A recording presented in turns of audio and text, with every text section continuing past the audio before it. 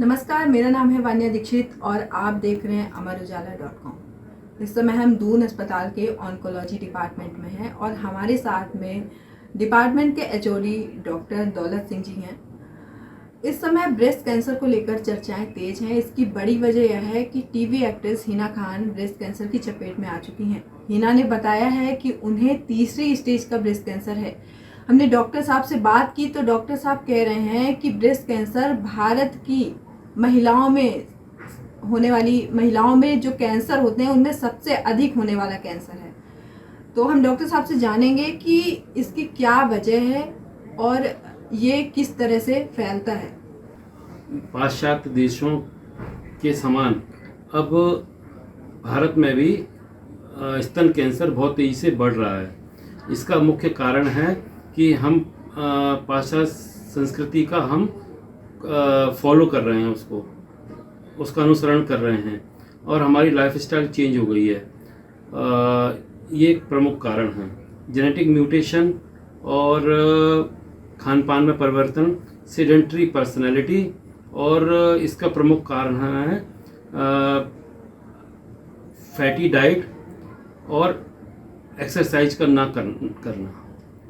Sir, अगर age group की बात करें, जैसे हम लोग भी पढ़ते आते हैं कि पहले कैंसर 50 वर्ष से अधिक उम्र की महिलाओं में ब्रेस्ट कैंसर मिलता था, लेकिन अब 35 साल, 40 साल या 30 साल की कम उम्र की महिलाओं में भी देखने को मिल रहा है। इसकी बड़ी वजह क्या है? एक्चुअली आजकल ये देखा जा रहा है कि कम उम्र की स्त्रियों में भी ब्रेस्ट कैंसर काफ़ी हो रहा है। इसका मुख्य कारण ज़्यादातर देखा जा रहा है वो है जेनेटिक म्यूटेशन। और हमारी जो टेक्नोलॉजी में एडवांसमेंट हुआ है, डायग्नोसिस की टूल में जो एडवांसमेंट अवेलेबिलिटी हुई है, जिससे हम कैंसर को जल्दी डायग्नोस कर पा रहे हैं। पहले ये सब टूल नहीं होते थे तो पता नहीं चलता था कि कैंसर का प्रमुख कारण क्या है। तो इसमें जेनेटिक म्यूटेशन जैसी चीज़ें भी काफ़ी आ रही हैं। सर, जैसे कि हमने आपसे पूछा है कि कम उम्र में जो हो रहा है, इसका सर बड़ा कारण क्या है? मतलब कोई इसका खास कारण है क्या कि कम उम्र की महिलाओं में भी हो रहा है? एक्चुअली 35 साल के बाद शादी होना या 35 साल के बाद माँ बनना, ये एक रिस्क फैक्टर बढ़ाता है कैंसर के लिए। या स्तनपान ना कराना, पहले ये होता था कि 18-19 साल में शादी हो जाती थी, 30 साल से पहले ही फैमिली कंप्लीट कर लेते थे। अभी हम वर्किंग वूमेन हैं, हमारे देश में काफ़ी ज़्यादा हम डेवलपिंग कंट्री हैं, तो उसके लिए स्त्रियां भी पुरुषों से पीछे नहीं हैं। लेकिन इसकी वजह से उनकी शादी में और माँ बनने में काफ़ी लेट हो जाते हैं।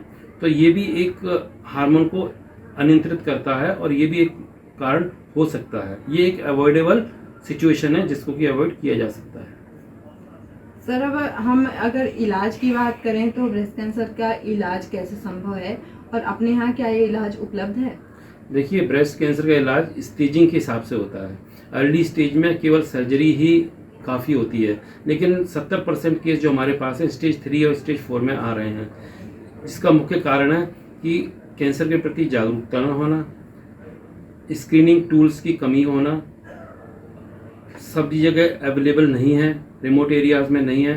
दूसरी बात यह है कि स्त्रियों का इस तरह के लक्षणों को छुपाना, क्योंकि हमारा समाज में इस तरह की सोच है कि स्त्रियां अभी तक इतनी एडवांस नहीं है कि वो खुलकर अपने प्लेटफॉर्म पर डिस्कस कर सकें अपनी चीज़ों को। तो मेरी उनसे सबसे सलाह है कि कोई भी गठान लंबे समय तक बनी रहती है, आकार या आकृति में परिवर्तन होता है, कोई एबनॉर्मल डिस्चार्ज होता है, कोई भी गिल्टी होती है तो और 3 हफ्ते तक बनी रहती है, नॉर्मल इलाज से ठीक ना हो तो तुरंत संबंधित विशेषज्ञ डॉक्टर को अवश्य दिखाएं। जब एडवांस केसेस में सर्जरी से पहले कीमोथेरेपी दी जाती है ताकि बीमारी को घटाया जा सके और सक्सेसफुली उसको ऑपरेट किया जा सके। लेकिन एडवांस स्टेज में हमें कीमोथेरेपी के साथ साथ रेडिएशन थेरेपी भी देनी होती है और साथ में हार्मोन थेरेपी भी पेशेंट को खानी होती है। ठीक है, नेक्स्ट क्वेश्चन। सर, एक चीज़ आप और बताइए जो थोड़ी सी इम्पोर्टेंट हो सकती है महिलाओं के लिए, कि ब्रेस्ट कैंसर जानने के लिए क्या वह सेल्फ परीक्षण कर सकती हैं, यानी कि खुद से कैसे परीक्षण करें, अगर उन्हें शक हो तो वो डॉक्टर के पास जाएं? देखिए, ब्रेस्ट सेल्फ एग्जामिनेशन एक बहुत अच्छा टूल है जिसमें स्त्रियां खुद से अपना स्तर परीक्षण कर सकती हैं। हम इसकी ट्रेनिंग अपने डिपार्टमेंट में सभी को देते हैं। जो भी इच्छुक हैं वो आके जानकारी ले सकते हैं। इंटरनेट में भी इस तरह के वीडियो आपको मिल जाएंगे। और ब्रेस्ट सेल्फ एग्जामिनेशन एक बहुत अच्छा टूल है जिससे आप स्वयं भी अपना एग्जामिन कर सकते हैं। और जैसे ही आपको एबनॉर्मलिटी महसूस होती है तो आप क्लिनिशियन के पास जाके क्लिनिकल एग्जामिनेशन करा सकते हैं। और इसमें स्क्रीनिंग के लिए मैमोग्राफी, अल्ट्रासाउंड, ब्रेस्ट, ये सब टूल आप करा सकते हैं। ठीक है सर, आपने सिम्टम बताए हैं और इलाज भी बताया है। रोकथाम कैसे करें, इसके लिए क्या उपाय करने चाहिए? देखिए, सबसे पहले जानना जरूरी है कि हमें इस तरह कैंसर से डरने की जरूरत नहीं है। कोई भी गठान है वो एकदम से कैंसर नहीं होती है ना। सभी गठानें कैंसर नहीं हो सकती, इसलिए इसके बारे में डरने की जरूरत नहीं है। दूसरा ये है कि कैंसर का इलाज संभव है, तो घबराने की जरूरत नहीं है। समय पर अस्पताल आएँ और इन कैंसर को रोकने हेतु कुछ उपाय होते हैं, जैसे अपना वजन नियंत्रित रखें, महिलाएं अपना सेल्फ एग्जामिनेशन करें, फिजिकली एक्टिव रहें, ठीक है, और शादी की उम्र को कैसे करना है, और बच्चों को स्तनपान अवश्य कराएं। ये एक कैंसर को रोकने में मददगार तरीका है। डॉक्टर साहब ने काफ़ी कुछ बताया है, यहाँ पर इलाज भी उपलब्ध है।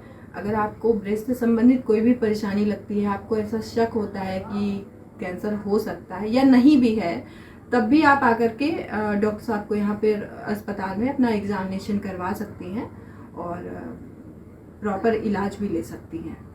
तो सर, अमर उजाला से जुड़ने के लिए थैंक यू जी। आप देखते रहिए amarujaala.com।